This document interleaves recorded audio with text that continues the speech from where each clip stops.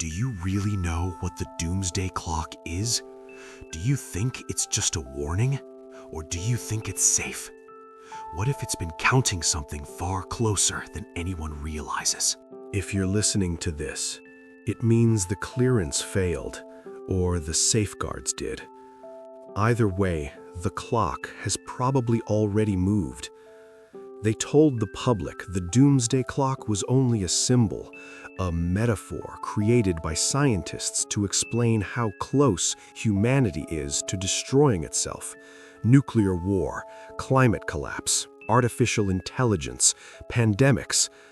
A visual warning, a teaching tool. That was the lie. The real Doomsday Clock is not a metaphor. It is alive, and it has been alive longer than our species. 37 levels beneath a mountain that doesn't exist on any map, there is a chamber with no corners. The walls curve inward in ways your eyes can't properly follow, like the room was built for something that doesn't perceive space the way we do. The air is always warm, faintly damp, and it pulses, almost imperceptibly, like the inside of a lung. At the center of that chamber stands the clock. No numbers, no glass, no visible mechanism, only a circular surface darker than empty space and two bone-white hands suspended over it, moving without gears, without motors, without friction. They do not tick. They inhale. Every 30 seconds, the pressure in the room shifts, a gentle pull, like something drawing breath. Instruments register it as an atmospheric anomaly, but anyone who stands there long enough understands the truth. The clock is breathing. We were told it was a device recovered during a classified excavation, something ancient, something pre-human. Our job was to study it, measure it, learn what made it move. What we discovered instead was that it was listening. Inside each movement of the hands, buried beneath the sound, there was a vibration too low for human ears. When we slowed it down, filtered it, stripped away the noise, patterns emerged. Not random, rhythmic, intentional, like syllables spoken by something that does not use air or vocal cords, but still understands language. After a few weeks, the dreams began. All of us dreamed the same thing. A dark ocean with no horizon, no stars, no up or down, and in the center of it, a vast circular shadow expanding and contracting in a slow, patient rhythm. Breathing. Each time it inhaled, something in the distance went out, like a candle being pinched between invisible fingers. We always woke at the same moment, 3:17 in the morning, the exact second the minute hand in the chamber shifted forward. That was when Dr. Halverson leaned too close. The alarms began to whine as he crossed the safety perimeter.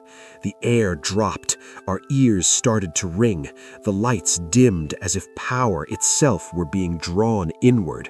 And he whispered, not to us, not to the microphones, but to the clock. "Are you counting down to us?" The hands stopped, not slowed, stopped for a single impossible second.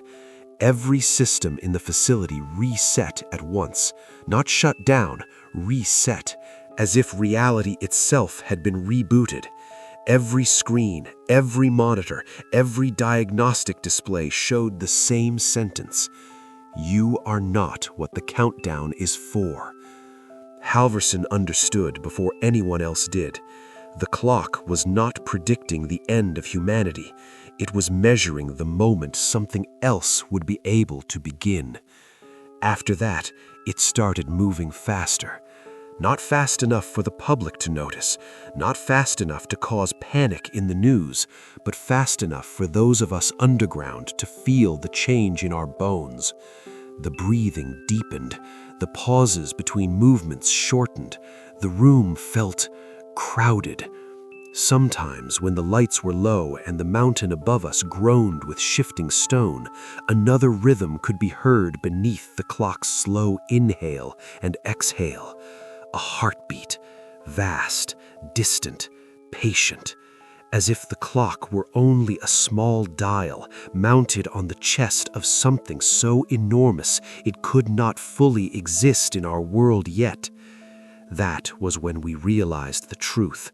The clock was not a timer, it was a lock, and the hands were not counting down, they were turning, each movement loosening something that had been sealed since before time learned how to flow in one direction.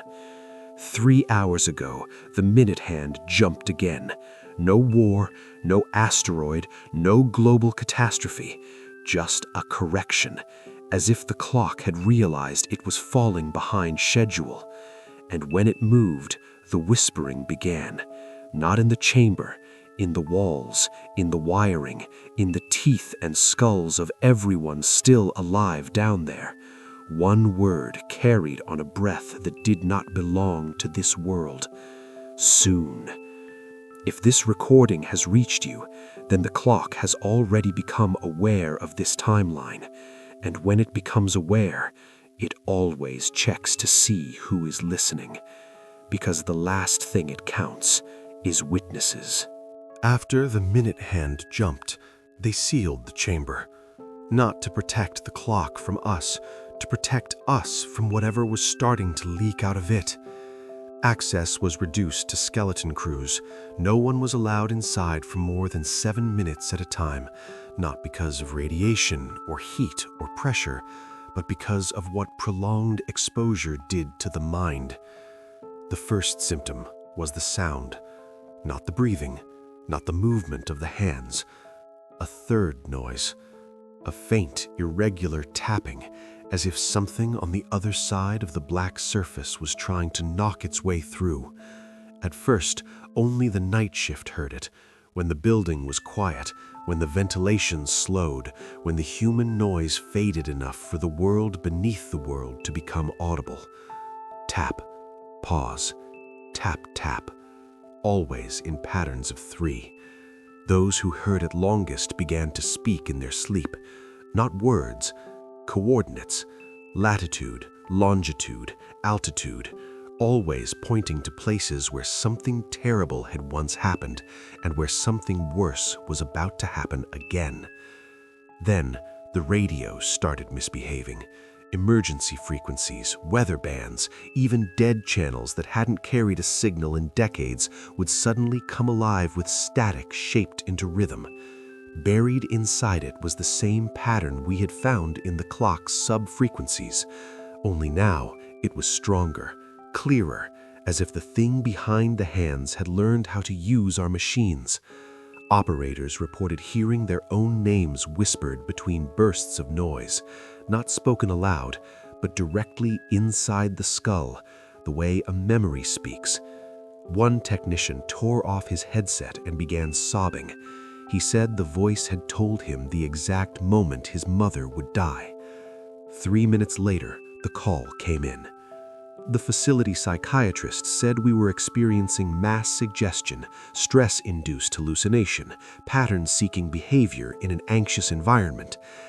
Then he dreamed of the ocean too. He described the shadow at its center, the way it expanded and contracted, the way each breath felt like it was pulling not just air, but possibilities towards itself. He said something was learning to synchronize us. Our sleep cycles began to align. Entire departments would fall unconscious at the same moment, then wake together, gasping with the same image burned behind their eyes. A door, not a physical one, a concept of a door, a boundary between states of being, and hands on the other side, waiting for the lock to finish turning. The tapping on the clock grew louder, not louder in sound, louder in presence. It began to echo in places far from the chamber, in elevator shafts, in water pipes, in the hollow spaces inside the walls. The building itself had become an instrument, carrying vibrations from something trying to push its way through layers of reality. One night, every digital clock in the facility froze at the same second. Not the Doomsday Clock, every other clock. Wristwatches, phones, servers, microwave displays, all of them stopped, as if time had briefly forgotten how to move, except in the chamber below. The hands down there never paused. They continued their slow, deliberate turn, measuring something that was getting closer to being able to exist here. Security cameras caught shadows moving where no bodies were present, long, distorted silhouettes that did not match the geometry of the rooms they passed through, shapes that bent at angles no skeleton could support. When analysts enhanced the footage, they found something worse. The shadows were not cast by the lights, they were cast by the clock, projected outward through walls and stone, as if whatever lay behind the black face were testing how far its outline could reach. Then the dreams changed. We were no longer observers in the dark ocean. We were inside the shadow. We could feel its size, its age, the way it pressed against the inside of a universe like a growing lung inside a ribcage that was never meant to contain it. And we understood, without being told, what the hands were really doing. They were not marking the end of human time. They were marking the thinning of a boundary. Each movement made the wall between not here and here just a little weaker, and something on the other side had begun to practice breathing our air. After weeks underground, we began to understand the true scale of what we were facing. The clock was not just alive, it was patient, ancient, patient enough to wait until it could manipulate events perfectly. One night, the minute hand moved more than usual, faster, not violently, but with a certainty that felt like gravity shifting. The room pulsed as if acknowledging something beyond our perception. The air thickened. Even the walls seemed to hold their breath. I woke from a dream that was not my own. I was standing in a city that didn't exist. Streets folded into each other. Buildings curved backward. A pale light shone from the sky, though I knew there was no sun. And in the center of it all, a clock face hovered, bone-white hands turning over a void darker than anything I'd seen in the chamber. It inhaled, and the city went silent. We learned later that night that we were not alone in our experience. Every operator on the same shift had seen the same city, the same hovering clock, the same inhale that erased sound. We realized then that the clock could reach through dreams, bending not just perception, but memory itself. The next morning, the news reported an event that seemed impossible. A blackout across multiple countries lasting exactly 4 minutes and 37 seconds. No explanation, no warning, nothing. Our records showed nothing out of place, no solar flares, no system failures. But in our dreams, we remembered the city and the pause. The minute hand in the chamber had jumped forward during that blackout. It had already nearly reached midnight once before, in a time we weren't even aware of. History erased the event from memory. Civilization barely noticed. The clock had tested its limits, stretching our reality without leaving a trace for anyone to connect the dots. From that point on, every anomaly in the world seemed to follow its rhythm. Wars that ended too suddenly, natural disasters that deviated from predicted paths, entire species disappearing quietly from the record. Each movement of the hand aligned with something that should not have aligned. We tried to warn the higher-ups, documents, simulations, reports, but they were all dismissed, classified as speculative data. And yet, in the chamber, the hand continued to move, inch by inch, each tick more deliberate than the last. The shadows that had started to creep from the clock into the facility grew bolder. Hallways we had walked for years suddenly warped, as if the building itself were recalculating where we could and could not go. The tapping became persistent, insistent, not just in the chamber, but beneath floors, behind walls, even inside water pipes. It was learning, practicing, testing the limits of its reach. We realized then that the clock's movements were not arbitrary, they were rehearsals. Midnight was not a theoretical point in time, it was a destination, and the hands were guiding something to arrive here in our world. By the end of that third week, everyone in the facility was dreaming the city, the hovering clock, the inhale that consumed sound. We were no longer separate observers. We had become part of its process. It was learning us, preparing the world for whatever would happen when it finally completed its turn. And one night, the minute hand stopped entirely. Not just for a second, not as a correction, it froze. The shadows paused mid-step. The tapping ceased. The air grew unbearably still. And then, from somewhere beneath the chamber, a sound emerged that had never been there before. Something inhaling that was not the clock. Something older, something bigger, something patient enough to wait for midnight to come again. It had been awake the whole time, and it was waiting for the hand to finish its turn. By the time the fourth week arrived, I understood the truth we had been avoiding. The clock was not counting down to an event, a war or a catastrophe. It was counting down to someone.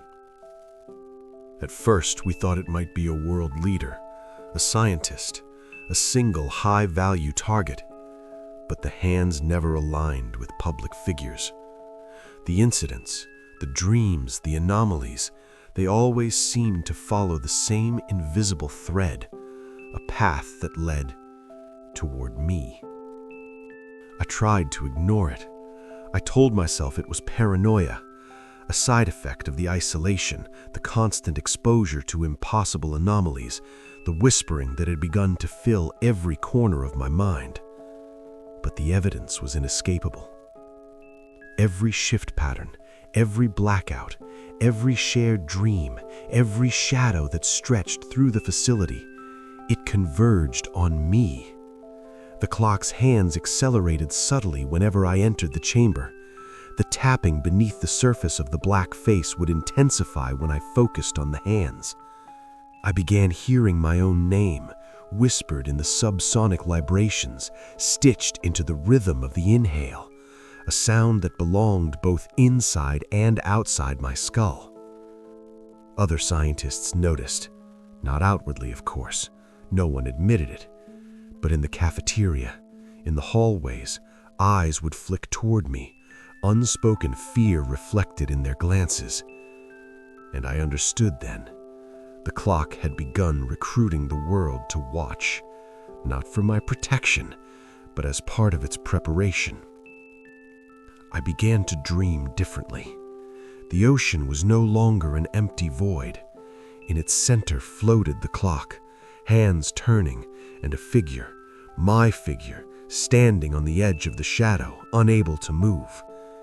It was waiting, patient, calm, and every breath it took pulled reality a fraction closer to me. The minute hand in the chamber moved faster each night, as if sensing the approach of its target. I could feel it through the floor, through the walls, even through the steel and concrete of the bunker above. The shadows that had been creeping through the hallways now lingered longer, stretching closer to my office, my quarters, even my dreams. Then came the first direct communication. Not a voice in the ear, not a whisper in the wall, but a message embedded in the environment itself. One evening, the monitors flickered, displaying only numbers. 001247. At first I thought it was a glitch, but then the numbers changed. 001246. 001245. A countdown, and with each second I felt the hand of the clock pressing closer, not on time, but on me. The facility itself seemed to react, lights dimming slightly, temperatures dropping, shadows stretching. Every heartbeat in the building echoed the same rhythm as the clock's hands. I tried to flee. I tried to stay in parts of the facility where I thought it couldn't reach, but the shadows found me. The walls shifted, even the doors moved in ways that made me feel trapped.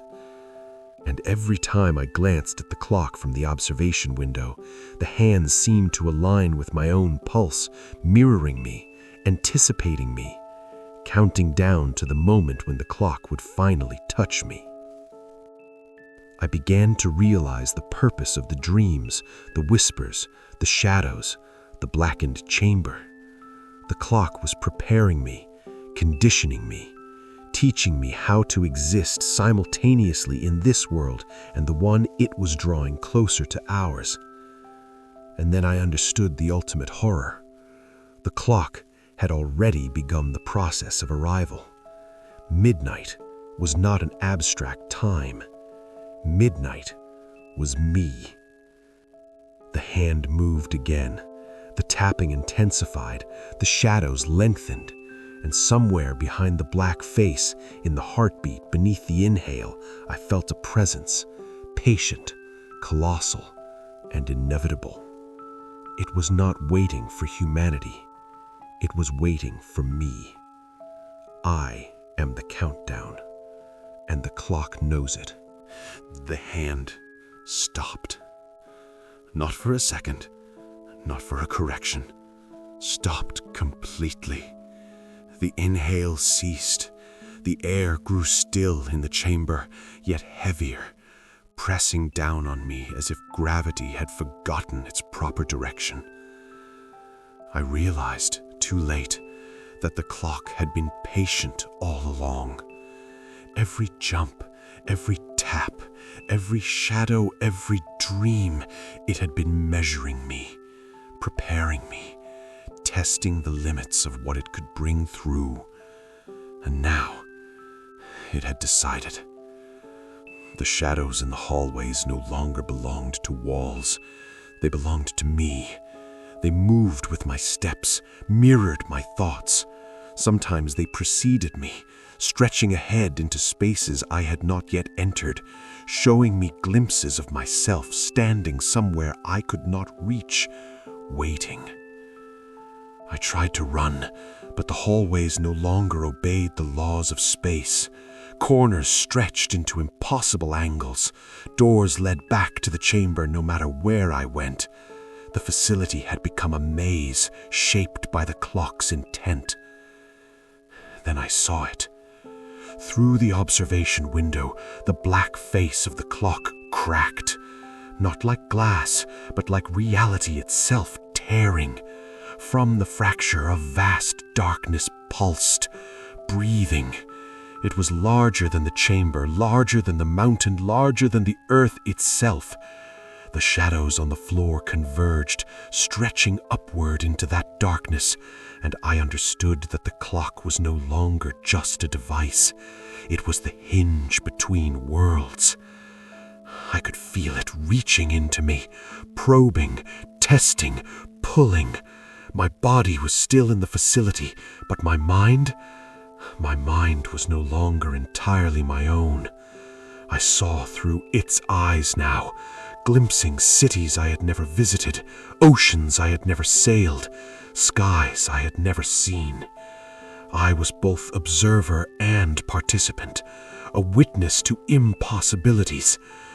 And then I noticed the last detail, the one I hadn't seen before.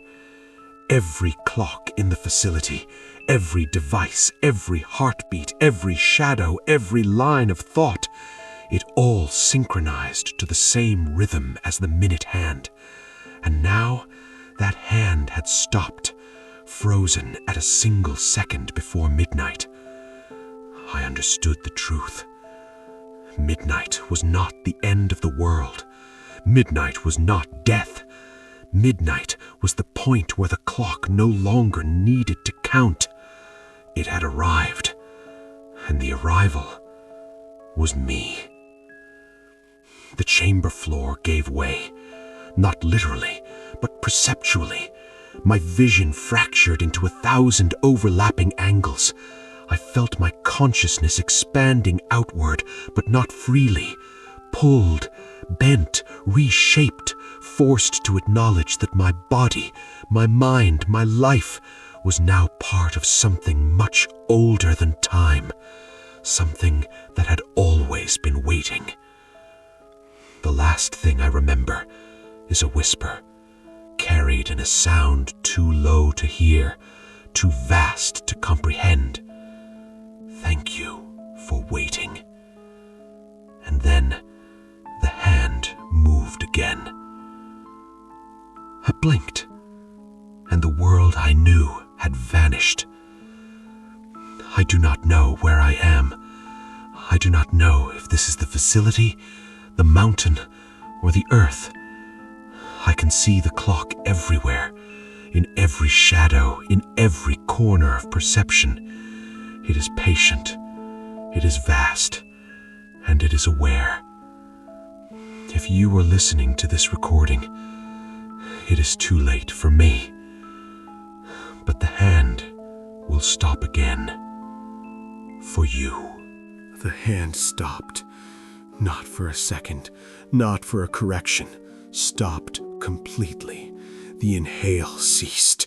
The air grew still in the chamber, yet heavier, pressing down on me as if gravity had forgotten its proper direction. I realized too late that the clock had been patient all along. Every jump, every tap, every shadow, every dream, it had been measuring me, preparing me, testing the limits of what it could bring through, and now it had decided. The shadows in the hallways no longer belonged to walls, they belonged to me.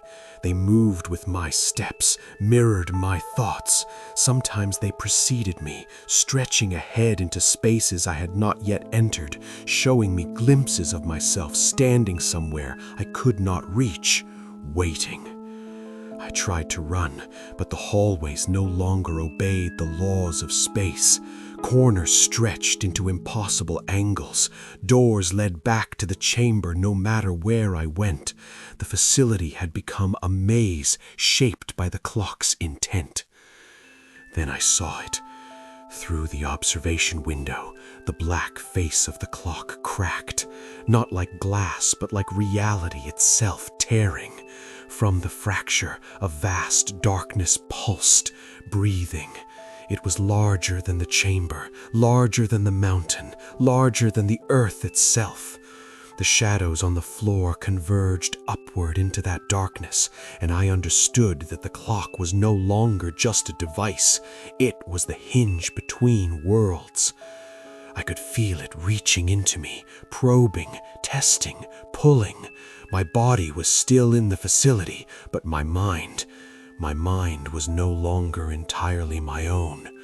I saw through its eyes now, glimpsing cities I had never visited, oceans I had never sailed, skies I had never seen. I was both observer and participant, a witness to impossibilities. And then I noticed the last detail, the one I hadn't seen before. Every clock in the facility, every device, every heartbeat, every shadow, every line of thought, it all synchronized to the same rhythm as the minute hand. And now that hand had stopped, frozen at a single second before midnight. I understood the truth. Midnight was not the end of the world. Midnight was not death. Midnight was the point where the clock no longer needed to count. It had arrived, and the arrival was me. The chamber floor gave way, Not literally, but perceptually. My vision fractured into 1,000 overlapping angles. I felt my consciousness expanding outward, but not freely, pulled, bent, reshaped, forced to acknowledge that my body, my mind, my life was now part of something much older than time, something that had always been waiting. The last thing I remember is a whisper, carried in a sound too low to hear, too vast to comprehend. "Thank you for waiting." And then the hand moved again. I blinked, and the world I knew had vanished. I do not know where I am. I do not know if this is the facility, the mountain, or the earth. I can see the clock everywhere, in every shadow, in every corner of perception. It is patient, it is vast, and it is aware. If you are listening to this recording, it is too late for me, but the hand will stop again. For you.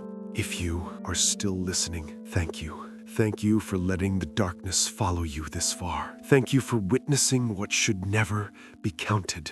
If the hand, the clock, ever moves again, you'll know it has noticed. And maybe, just maybe, it is watching you too. If you survived this recording, like it, share it, and subscribe. Because the more of us who hear, the more it waits. And remember, the last thing the clock counts is witnesses.